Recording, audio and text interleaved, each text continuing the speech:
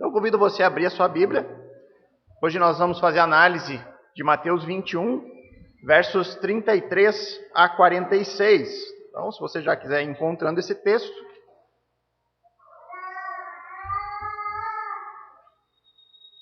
Então, enquanto vocês procuram aí na Bíblia, eu vou apenas recapitular algumas informações importantes que nós temos visto aqui no Evangelho de Mateus, no capítulo 21. Este capítulo, ele abre com a entrada de Jesus na cidade de Jerusalém. Era um domingo e a cidade de Jerusalém estava cheia de pessoas. Era tempo de comemorar a Páscoa, então os judeus vinham de todos os cantos lá da Palestina até Jerusalém para comemorar a Páscoa judaica. Cristo é então, neste momento que ele entra na cidade, recepcionado por meio de um clamor messiânico. As pessoas que ali estavam, ao ver Jesus entrando, começam a clamar, Hosana ao filho de Davi, que basicamente significa salva-nos, Messias. No outro dia, na segunda-feira, Jesus ele vai até o templo e ele encontra em um dos pátios externos daquele local sagrado, sendo transformado em um grande comércio. E aí, diante daquilo que ele estava vendo ali, Jesus expulsa os comerciantes de lá e passa, na sequência, a curar cegos e coxos como uma forma de autenticar a sua autoridade como verdadeiro Senhor do templo.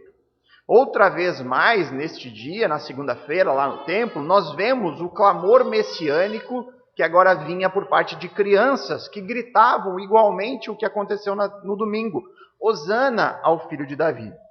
Agora, já na terça-feira, Jesus ele então retorna ao templo uma vez mais e passa a ensinar as pessoas que ali estavam.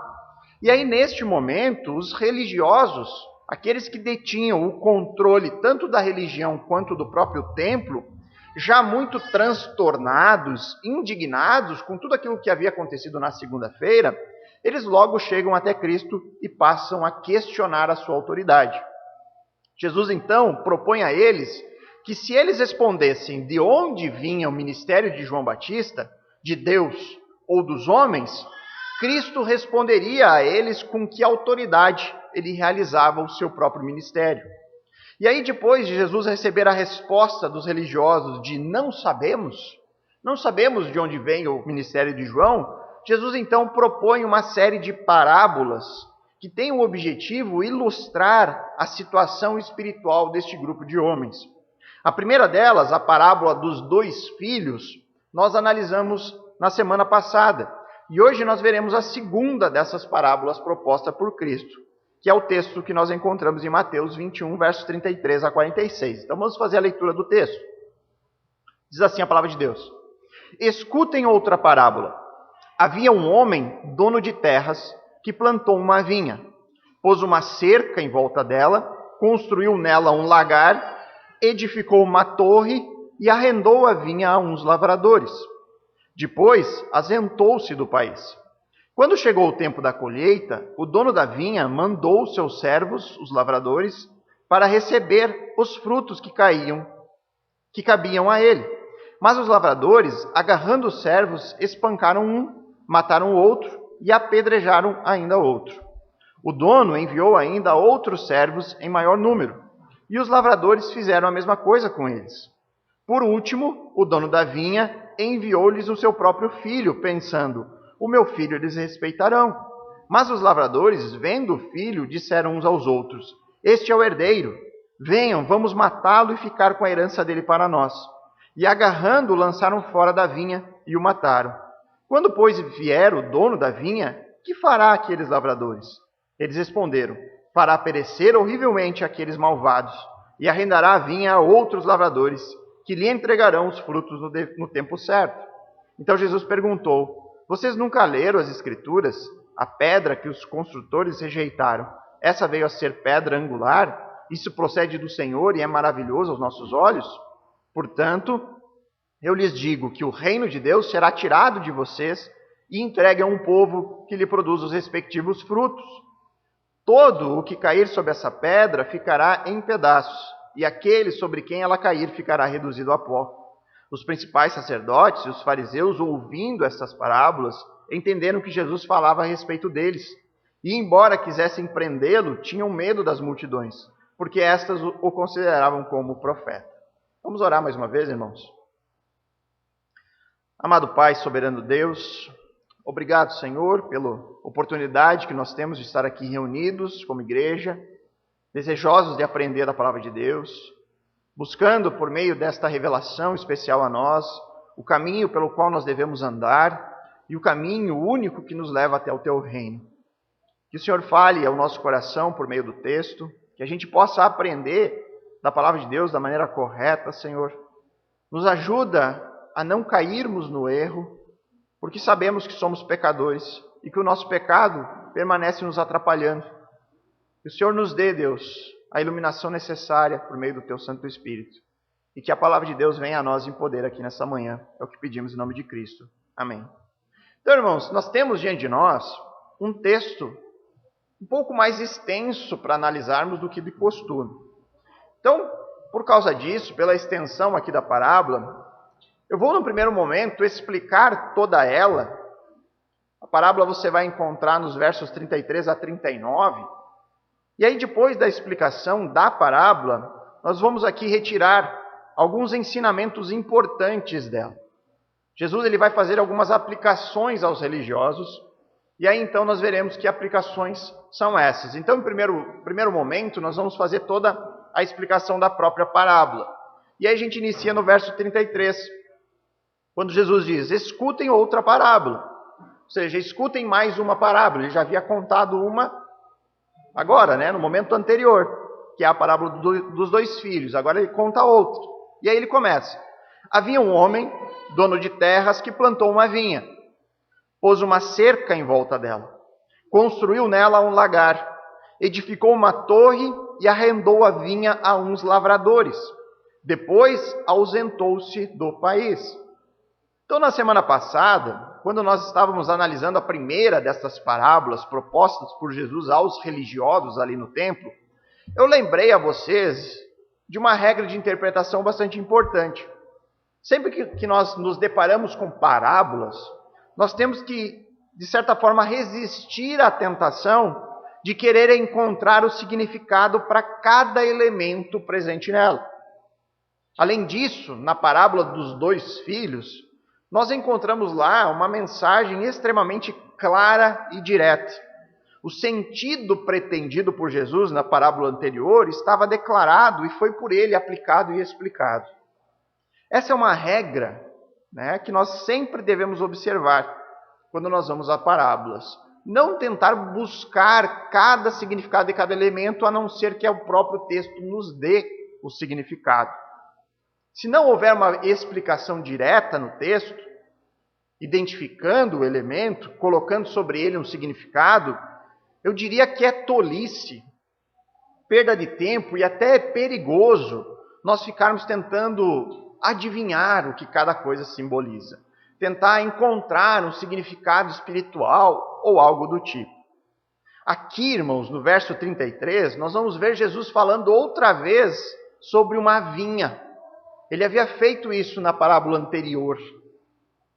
Mas, irmãos, agora existe um elemento diferente que nos leva a poder identificar o significado da vinha aqui no texto. E que elemento é esse, diferente do texto anterior? Cristo aqui, ele não apenas cita a vinha, como ele havia feito na parábola anterior, mas ele faz uso de linguagem bíblica para isso. Ele faz uso da mesma estrutura que você vai encontrar no livro do profeta Isaías. Ele praticamente repete uma estrutura sobre uma vinha que você encontra lá em Isaías, no capítulo 5, verso 1 e 2, quando Isaías diz assim, agora cantarei ao meu amado o seu cântico a respeito da sua vinha. O meu amado teve uma vinha numa colina fértil. Ele cavou a terra, tirou as pedras e plantou as melhores mudas de videira. No meio da vinha, ele construiu uma torre e fez também um lagar. Ele esperava que desse uvas boas, mas deu uvas bravas. Você percebe a semelhança entre os textos? Tanto em Isaías quanto em Mateus, nós temos ali um dono da vinha cuidando com muito carinho a sua plantação. Em ambos os textos, nós vemos ele construindo uma torre de vigia, uma torre para cuidar, para proteger a sua vinha. Você vê também que ambos construíram um lagar. O que é um lagar? É aquele tanque onde você pisava as uvas. Normalmente ele era feito era escavado numa própria pedra, numa rocha, né, onde você botava a uva, eles pisavam e por meio de uma fenda na rocha o suco era extraído. Esse era o lagar. E tudo que ele podia fazer, o dono da sua vinha, para o bem dela, ele fez. Depois, no verso 7 de Isaías 5, o profeta lá vai dizer: porque a vinha do Senhor dos Exércitos é a casa de Israel, e os homens de Judá são a planta preferida do Senhor. Este esperava retidão, mas Esaí opressão. Esperava justiça, mas Esaí o clamor por causa da injustiça. Ou seja, o que o texto de Isaías quer nos informar? Que Deus escolheu uma nação para ele. Ele escolheu Israel. Deus elegeu uma descendência e deu a essa descendência uma terra, um reino. Além disso, na história de Israel, nós sabemos que Deus ordenou a construção de um local físico onde ele mesmo habitaria no meio do seu povo. E tudo isso foi feito para cumprir com uma aliança que Deus havia estabelecido com o patriarca Abraão. Deus prometeu a este homem que a sua descendência abençoaria todos os povos, todas as nações. O objetivo de Deus era que os outros povos deveriam olhar para Israel, aquela nação eleita, e ter em Israel o vislumbre do único e verdadeiro Deus. Os outros povos deveriam olhar para o templo, que Jesus disse que deveria ser casa de oração. Lembram disso no texto anterior? Jesus disse que o templo deveria ser casa de oração. O povo deveria olhar para o templo e ver a grandeza e a majestade de Yahvé, o Deus de Israel. E Deus entregou tudo isso nas mãos desta nação escolhida. De maneira mais específica ainda, o reino que Deus construiu aqui na terra estava sob a direção destes líderes religiosos, que deveriam ser eles, aqueles a guiar o povo no caminho de luz, de bênção para todos os povos, de proclamação do nome do Deus de Israel. São esses líderes religiosos, portanto, aqueles que são os lavradores, que arrendaram a vinha do reino. E aí o verso 34 e 36 diz: quando chegou o tempo da colheita, o dono da vinha mandou aos seus servos os lavradores, que perceberam os frutos que cabiam a ele. Mas os lavradores, agarrando os servos, espancaram um, mataram outro e apedrejaram ainda outro. O dono enviou ainda outros servos em maior número, e os lavradores fizeram a mesma coisa com eles. Então o dono da vinha, em um determinado momento, ele envia os seus servos para receber a sua parte dos frutos da vinha. E o que os lavradores fazem com esses servos, segundo o texto? Eles maltratam e matam os servos. O Antigo Testamento ele possui inúmeros relatos, episódios, onde os profetas enviados por Deus foram maltratados, foram mortos, foram inclusive apedrejados pelos líderes desta nação escolhida por Deus. Como contexto mais imediato aqui, nós não podemos esquecer que o assunto inicial deste debate de Jesus com os sacerdotes e fariseus é a rejeição de um dos servos enviados pelo Deus de Israel. Esses religiosos rejeitaram, os líderes do povo judeu rejeitaram o ministério profético de João Batista. Talvez o profeta mais importante de todos, que prepararia o caminho do tão esperado Messias. Portanto, irmãos, os servos enviados aqui na parábola são uma clara referência aos profetas que Deus enviou ao mundo e que foram rejeitados em vários momentos por essas pessoas que estavam na liderança do reino de Deus. Verso 37 a 39. Por último, o dono da vinha enviou-lhes o seu próprio filho, pensando: o meu filho eles respeitarão. Mas os lavradores, vendo o filho, disseram uns aos outros: este é o herdeiro. Venham, vamos matá-lo e ficar com a herança dele para nós. E agarrando-o, lançaram fora da vinha e o mataram. Então, por último, segundo a parábola, o dono envia o seu próprio filho, na esperança de que os lavradores aqui respeitariam o filho. E aqui, irmãos, não há como não associarmos instantaneamente o filho do dono da vinha com o próprio Messias Jesus Cristo. É claro, irmãos, que os ouvintes originais da parábola, os próprios religiosos, eles não tinham esse convencimento de que Jesus é o filho do dono da vinha, o próprio Messias. Mas fica igualmente claro aqui que Jesus ele está escancarando por meio da parábola a real motivação desses religiosos na rejeição, tanto do ministério de João, quanto no ministério do próprio Filho.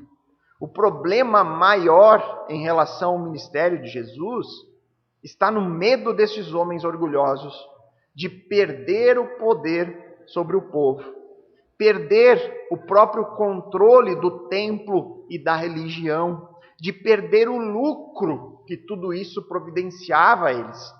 Vamos ficar com a herança deles. Vamos ficar com todo o lucro para nós.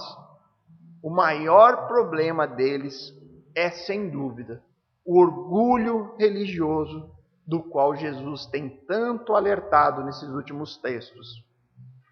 Além disso, irmãos, nestas palavras sobre a rejeição do filho do dono da vinha, Cristo ele está informando para as autoridades religiosas, mesmo que não diretamente, por meio da parábola, algo que ele já vem falado há meses aos seus discípulos. A última vez que ele falou sobre isso foi lá em Mateus 20:18, que eis que subimos para Jerusalém, e o Filho do Homem será entregue aos principais sacerdotes e aos escribas, e eles vão condená-lo à morte. Certamente, para muitos que ouviram o que Jesus aqui está dizendo no templo, por meio da parábola, e aqui nós temos que lembrar que não eram apenas os religiosos que estavam ali presentes, mas havia várias pessoas ali. Jesus estava ensinando para uma multidão que permaneceu ali ouvindo. E este ensino de Jesus na parábola, certamente, irmãos, trouxe um impacto muito grande no momento posterior.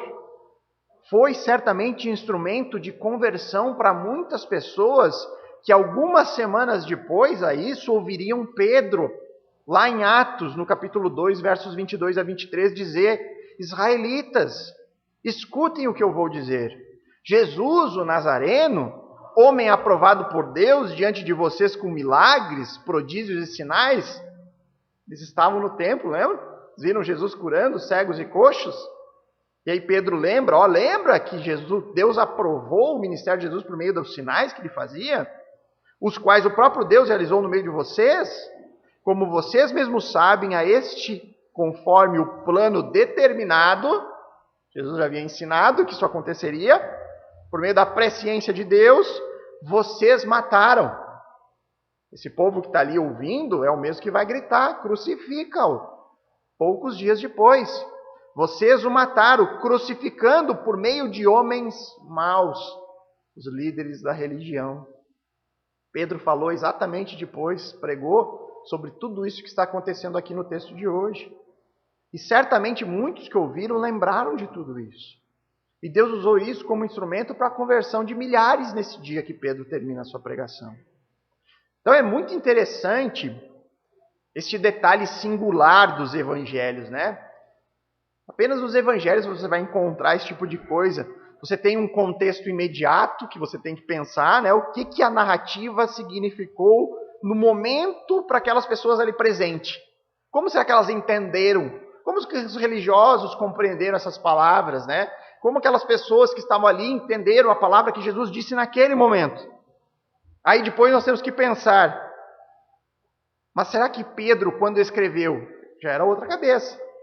Mateus, quando escreve o Evangelho, né? Quando ele ouviu as palavras de Jesus, ele não tinha essa compreensão completa. Mas quando ele escreve, ele já tinha. Então, muito daquilo que ele escreve aqui é intencional, ele já sabia, já viu, já aprendeu, já relembrou as referências. E aí deve pensar, e o público-alvo dele? Os judeus. Então, o que esse texto simboliza? Não para aqueles que ouviram agora, mas para quem está recebendo o Evangelho. Onde tudo isso já passou, já aconteceu. E ainda nós temos mais, nós ficamos pensando no texto para nós hoje. O que esse texto significa para mim? Então você tem esses 3 contextos aqui no Evangelho que formam esses livros muito especiais. Você tem o contexto imediato, o contexto posterior do autor e o contexto a nós hoje. E nós temos que tentar lidar com todos eles e fazer com que a palavra se torne viva a nós hoje. Então, irmãos, é isso que a parábola diz. Tendo feito toda a explicação dela, nós vamos ver agora as aplicações que Jesus faz da parábola aos seus ouvintes, onde há pelo menos 2 importantes ensinamentos a serem destacados. O primeiro deles é a declaração de Jesus, de que de agora em diante, esse é um ponto importante da história bíblica. Jesus está declarando aqui, de agora em diante o reino está sob nova direção. Ao encerrar a parábola, Jesus questiona uma vez mais os religiosos no verso 40 e 41. Quando, pois, vier o dono da vinha, que fará aqueles lavradores? E aí os religiosos responderam, fará perecer horrivelmente aqueles malvados, e arrendará a vinha a outros trabalhadores, que lhe entregarão os frutos no tempo certo. Agora eu convido você a pular para o verso 43. Portanto, eu lhes digo que o reino de Deus será tirado de vocês, e entregue a um povo que produza os respectivos frutos. Fica ainda mais claro aqui, que a vinha da parábola é uma representação do reino de Deus. O reino estava sob as mãos de lavradores maus. Os religiosos, irmãos, sem ainda entender o que estava sendo ilustrado na parábola, ironicamente, eles mesmos sugerem o castigo merecido pelos lavradores e o que deveria ser feito na sequência. Arrendar a vinha para outros trabalhadores, colocar a vinha sob uma nova direção. É importante também aqui, irmãos, destacar brevemente o versículo 45 que diz: os principais sacerdotes e os fariseus, ouvindo essas parábolas, entenderam que Jesus falava a respeito deles. Essa parte final do texto é muito importante, porque ela é a confirmação textual de que os lavradores responsáveis pela vinha são estes religiosos que estão no controle do judaísmo e do templo de Deus. Eles entenderam que a parábola falava sobre eles. Então agora nós vamos tentar entender aqui o que Jesus quer dizer com tudo isso. E eu convido você a acompanhar o meu raciocínio. E aí você vai julgar se isso está correto ou não de acordo com aquilo que o texto está falando. Neste período da história, em que se passa esse texto, o período da história que Jesus está ali, no templo, naquele momento histórico, se uma pessoa de qualquer lugar do mundo quisesse ter acesso a Deus, se qualquer pessoa de qualquer lugar do mundo quisesse ter acesso à revelação especial do Senhor, onde ela teria que buscar isso? Naquela época, ela teria que ir a Israel. Ela teria que ir ao templo. Ela teria que ir atrás dos religiosos, que eram os líderes do povo. Homens que deveriam guiar as pessoas até o Senhor. Eles eram responsáveis por garantir que a nação escolhida refletisse a imagem de Deus para o mundo. Os sacerdotes e fariseus, eles tinham que guiar o povo na verdade. E ao mesmo tempo afastar as pessoas do erro, do engano. Se alguém se levantasse como sendo voz de Deus neste mundo, era uma obrigação desses religiosos investigar, ir atrás, questionar, saber, e aí então autenticar ou rejeitar aquele suposto profeta. Olha, este homem que está aqui dizendo que foi enviado por Deus, ele não foi enviado por Deus, porque aqui, as Escrituras dizem, se ele falar e não se cumprir, rejeitado. Se ele contradizer qualquer informação que Deus já nos revelou, rejeitado. Agora, se eles reconhecessem, por meio da autenticação de sinais e da mensagem, que aquele era o homem de Deus, eles deveriam confirmar ao povo: olha, podem escutar este homem. Ele foi enviado por Deus a nós. Só que ao longo da história, Deus tem enviado os seus mensageiros ao mundo. E estes religiosos têm falhado miseravelmente em cumprir com o seu papel. Ao ponto de que, em alguns momentos, os líderes do povo judeu chegaram a maltratar e matar os profetas enviados por Deus. E nós não podemos esquecer que eles acabaram de rejeitar o profeta que prepararia o caminho do tão aguardado Messias. E ao mesmo tempo, estes homens desejavam em seu coração calar a qualquer custo o próprio Salvador dos homens. Então, até este momento histórico, os líderes religiosos judeus, eles eram o principal meio pelo qual Deus exercia o seu reinado sobre o seu povo. Mas esses líderes falharam de maneira tão terrível na administração da vinha de Deus, ao ponto de rejeitarem os profetas e o próprio filho do dono da vinha, que é por conta disso que o Senhor está agora transferindo essa responsabilidade para outras pessoas. A partir de agora, são outros os lavradores que cuidarão de maneira apropriada do avanço do reino de Deus neste mundo. A partir de agora, quem quiser ter acesso à revelação de Deus no mundo, quem quiser ter acesso à única mensagem capaz de lhe fazer entrar no reino dos céus, terá que vir a quem? Aos líderes do judaísmo? Aos sacerdotes e fariseus? Não. Terá que ir aos apóstolos. Terá que ter acesso à mensagem que eles carregam. Terá que ouvir a pregação apostólica, não mais o ensino religioso. Repare, irmãos, que é exatamente isso que nós estamos fazendo neste momento.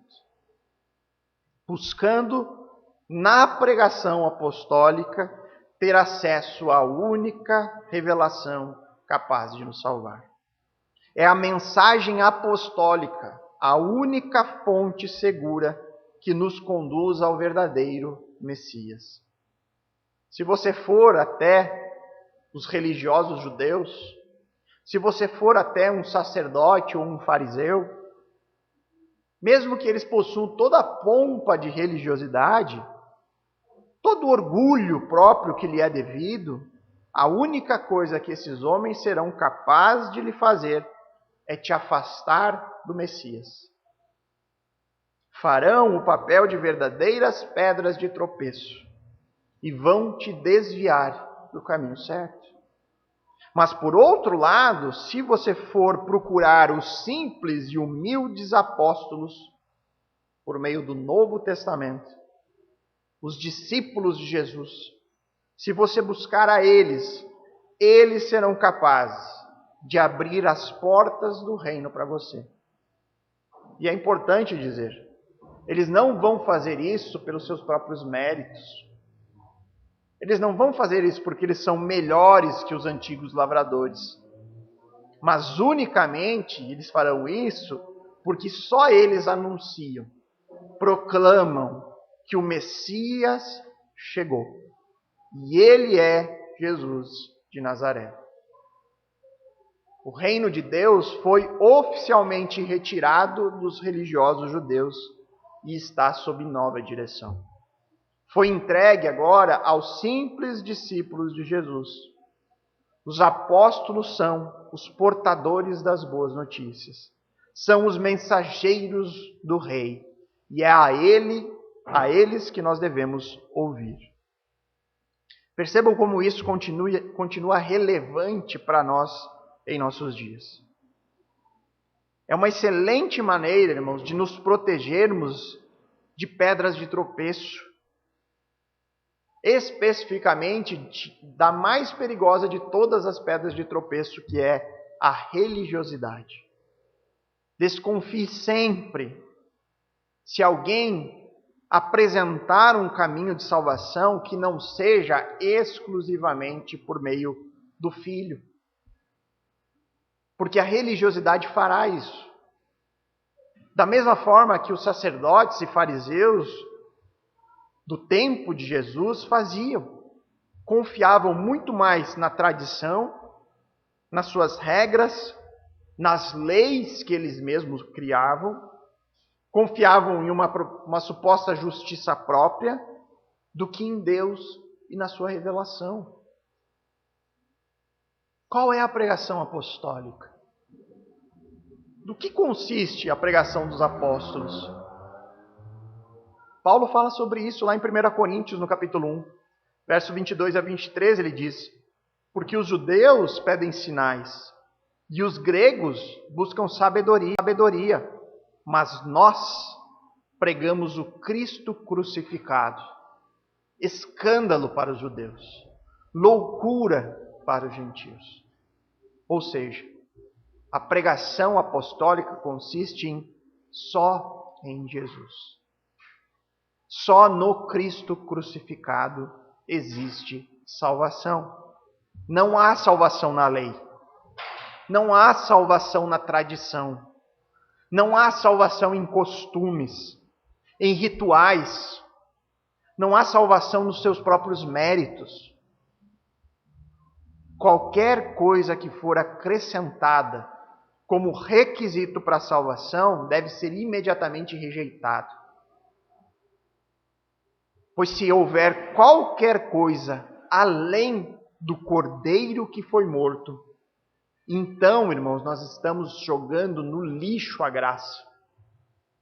Nós estamos rejeitando o favor imerecido de Deus na salvação do homem pecador.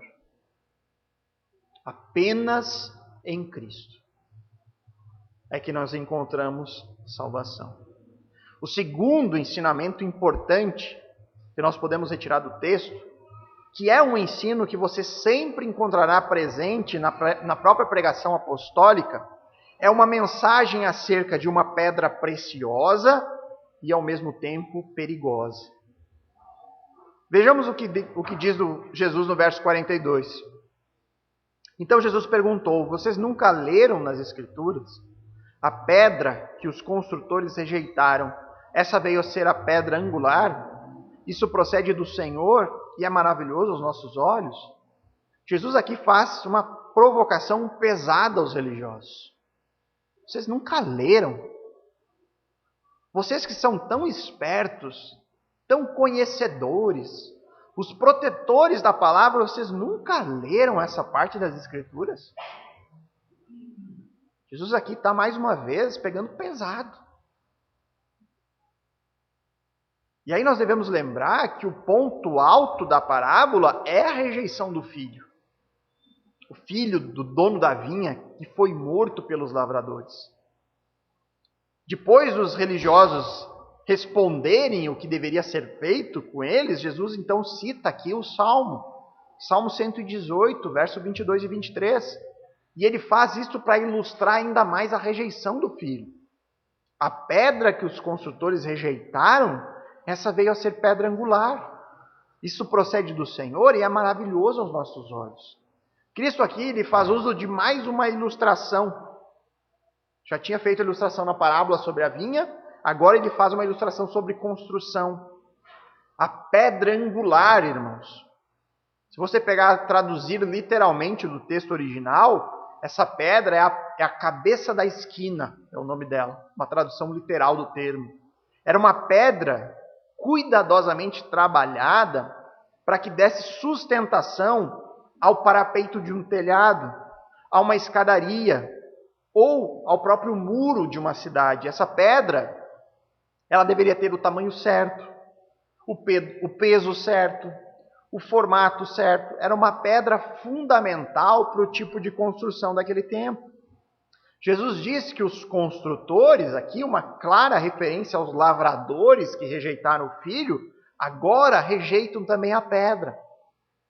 Entretanto, Jesus diz, essa pedra rejeitada pelos construtores ela veio a se tornar pedra fundamental. Deus tornou Cristo, o Filho de Deus, rejeitado pelo seu povo, na pedra angular. E Jesus, mais uma vez, não está falando de maneira explícita aqui, com uma linguagem clara a respeito da sua morte por crucificação. Porém, aquilo que eu falei dos evangelhos, certamente essa citação foi lembrada por Mateus. E certamente ela seria lembrada por todos os discípulos posteriormente.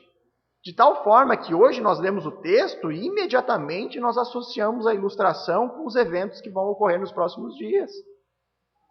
O auge da rejeição do Filho, na sua morte por crucificação. E também a glorificação do Filho, por meio da sua ressurreição. Então esta exaltação final do Filho é algo maravilhoso aos nossos olhos. Jesus é a pedra mais valiosa, mais preciosa para todo aquele que crê. Cristo é o nosso maior tesouro. E por que Ele é o nosso maior tesouro? Porque é apenas por Ele que nós encontramos salvação. Lembram de quando Jesus ensinou de maneira muito clara sobre a sua principal missão? Lá em Mateus 16, ainda 21, o texto nos diz que Jesus começou a mostrar aos seus discípulos que era necessário que ele fosse para Jerusalém, sofresse muitas coisas nas mãos dos anciãos, dos principais sacerdotes e dos escribas, fosse morto e no terceiro dia ressuscitasse. A exaltação do Filho passaria obrigatoriamente pela rejeição do Filho. Tudo fazia parte do plano soberano de Deus. Mas ai daqueles que rejeitarem o Filho. Tudo fazia parte do plano de Deus. Mas ai dos lavradores maus. Ai dos construtores que rejeitaram a pedra. Verso 44 do texto diz: todo o que cair sobre essa pedra ficará em pedaços. E aquele sobre quem ela cair ficará reduzido a pó. O Filho, ele é apresentado no texto como uma pedra preciosa, maravilhosa aos nossos olhos. Porém, ao mesmo tempo, o Filho é apresentado como uma pedra perigosa. A pedra angular, se ela não fosse colocada na altura correta, ela poderia fazer uma pessoa tropeçar do parapeito de uma construção e morrer na queda. A mesma pedra, se fosse do tamanho errado ou não tivesse um peso suficiente, ela poderia cair da esquina de um muro sobre a cabeça de uma pessoa. A pedra fundamental se tornaria uma pedra extremamente perigosa. Essa é a ilustração aqui do texto. E é significativo nós notarmos que para estes religiosos, que ironicamente pronunciaram o seu próprio julgamento no verso 41, quando eles dizem ali: fará perecer horrivelmente aqueles malvados. Isto se cumpriu na íntegra. Na íntegra. E historicamente, no ano 70, depois de Cristo, o Império Romano destruiu o templo. E houve grande número de sacerdotes, escribas e fariseus que foram mortos. E o povo judeu foi espalhado naquele momento por todo o mundo. Ocorreu exatamente isso que foi falado no texto. E esta, irmãos, sem dúvida, é uma ilustração precisa, perfeita sobre a pessoa e a obra de Jesus Cristo. O que fazemos com Ele, o que cremos sobre Jesus, isso determina se o Messias será para nós uma pedra preciosa ou uma pedra perigosa. Segundo a palavra de Deus, segundo essa revelação do Senhor a nós, quem recebe o Filho, recebe vida eterna, recebe salvação, recebe reconciliação, perdão de pecados. Quem recebe o Filho, segundo a Bíblia, recebe o maior tesouro de todos. recebe uma pedra preciosa, a mais querida, aquela mais guardada, do qual a gente não vende por valor nenhum. Por outro lado, a mesma revelação bíblica nos mostra que todo aquele que rejeita o Filho, rejeita o próprio Deus Criador. Rejeita a sua oferta graciosa de salvação. E ao rejeitar essa oferta, acaba por tropeçar na pedra, que de valiosa se torna perigosa. Porque o destino de quem rejeita o Filho é apenas um: condenação eterna. Nós temos o Salmo 2, o Salmo messiânico, que aponta para o futuro reino do Messias, o futuro reino do filho de Davi, e ele traz muito bem essa ideia, no versículo 12, onde ele diz: beijem o filho, para que não se irrite e não pereçam no caminho, porque em breve se acenderá a sua ira. Bem-aventurados todos os que nele se refugiam. Então aqui nesse versículo do Salmo 2, você tem o contraste da pedra preciosa, que devemos nos refugiar nela, e ao mesmo tempo você tem a pedra perigosa, porque em breve se acenderá a sua ira. Em breve não haverá mais como encontrar refúgio no Filho. O Filho virá para julgar. Nós podemos ainda lembrar das palavras do próprio profeta João Batista, já que ele é o assunto aqui principal do debate, o assunto que motivou a conversa de Jesus com os religiosos. O que João falava sobre o ministério do Messias? Nós tratamos esse texto lá de Mateus 3, versos 11 e 12, quando João disse: eu batizo vocês com água para arrependimento, mas aquele que vem depois de mim é mais poderoso do que eu, do qual não sou digno de carregar as sandálias. Ele os batizará com o Espírito Santo e com fogo. Ele tem a pá em suas mãos.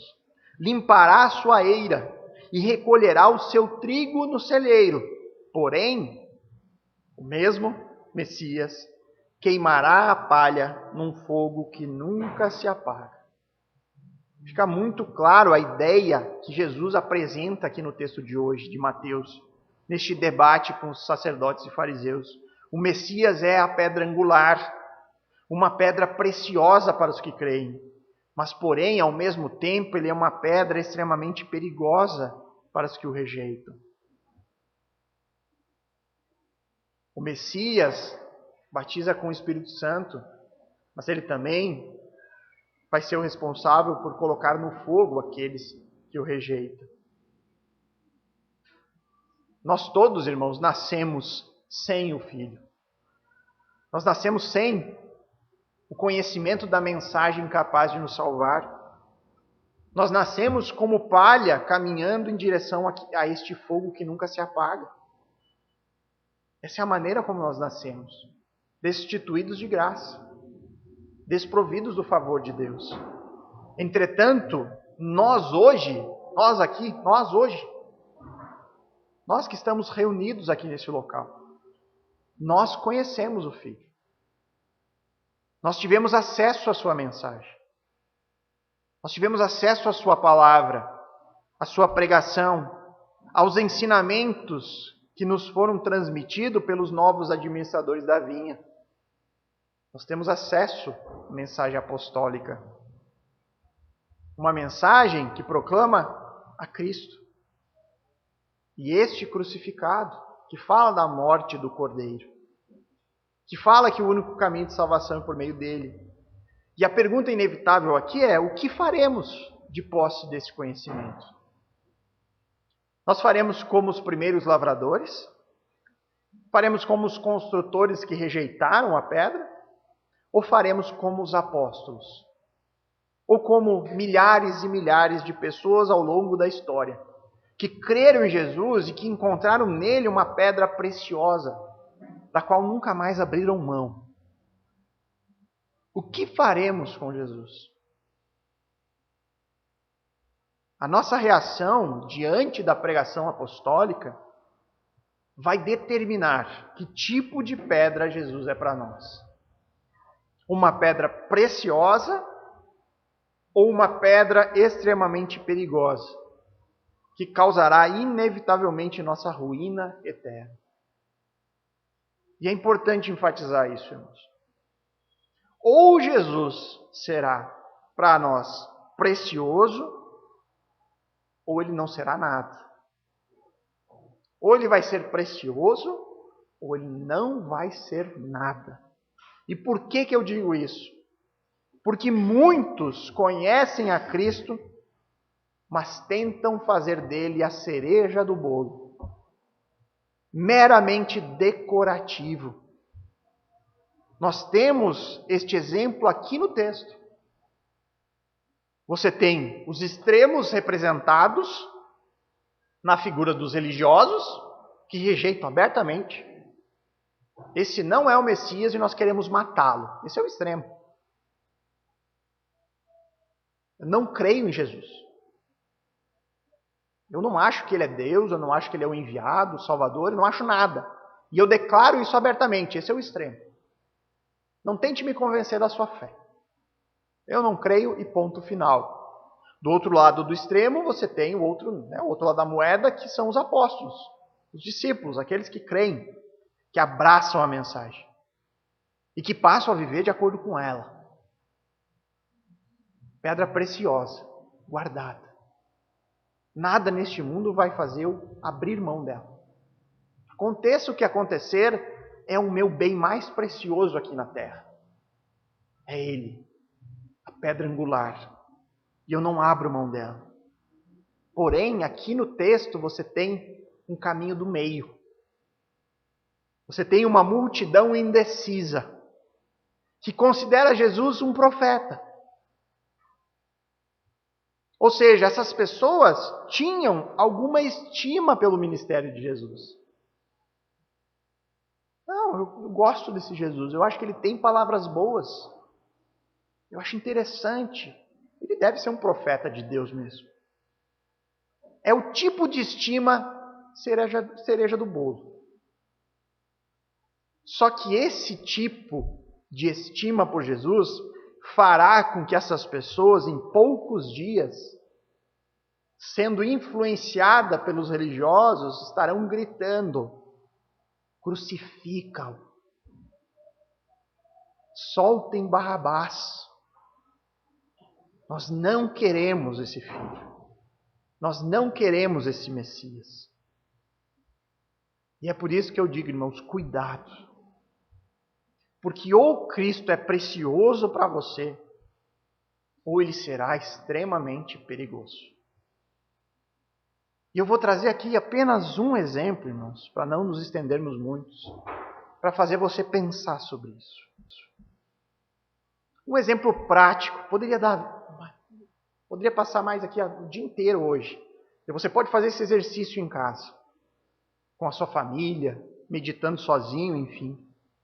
Em atitudes nossas que demonstram que Jesus é precioso. Ou atitudes nossas que mostram que talvez Jesus não seja tão precioso a nós. E eu vou dar apenas um exemplo disso. Você passa todos os dias da semana com a sua família e você se reúne sempre em oração, antes de uma refeição, e você agradece ao seu Salvador, aquele que providencia o sustento, e você ora junto com a sua família na sua casa. Todos os dias você faz isso. E aí, em um determinado momento, quando você recebe a visita de amigos que não são cristãos, você deixa a oração de lado. Você não ora. Por quê? Para não ter o constrangimento. Porque você pensa, mas eu não vou orar na frente deles, eles vão ficar constrangidos por eu estar orando. O que isso representa, irmãos? Que Jesus é a pedra preciosa para você? Não importa o constrangimento que isso causará a mim. Eu vou orar porque eu preciso agradecer ao meu Deus, que me dá o sustento, que coloca o pão na minha mesa. E eu vou orar independente do que eles vão achar sobre isso. São pequenas atitudes que podem nos alertar sobre o que Jesus é para mim. Pedra preciosa ou talvez não tão preciosa? Porque diante de um suposto constrangimento, eu já abro mão dessa pedra. Eu já escondo ela no bolso da calça. E aí o texto encerra nos versos 45 e 46. Os principais sacerdotes e os fariseus, ouvindo essas parábolas, entenderam o que Jesus falava a respeito deles. E embora quisessem prendê-lo, tinham medo das multidões, porque estas o consideravam como profeta. O fim da parábola ele é trágico, irmãos. Por que ele é trágico? Porque os religiosos, mesmo reconhecendo, eles entenderam, irmãos. Eles entenderam. Logicamente, eles foram convencidos intelectualmente de que a parábola tinha o objetivo de ilustrar a situação deles. E mesmo tendo sobre si a advertência de um juízo iminente, mesmo sendo informados de que se rejeitasse o Messias, eles seriam esmagados, ao invés de arrependimento, nós somos informados de que eles queriam prender Jesus ali. E que só não fizeram isso porque, mais uma vez, eles tiveram medo da reação dos outros. Medo das pessoas. As multidões, elas não reconheciam Jesus por quem ele é de fato. Mas, ao menos, elas consideravam Jesus um profeta. E isso trouxe um freio sobre aqueles religiosos. Só que, mais uma vez, irmãos, reconhecer Jesus como profeta só foi suficiente para adiar um pouco mais aquilo que Deus já havia predito que iria acontecer. Isso só adiou por alguns dias a prisão de Jesus.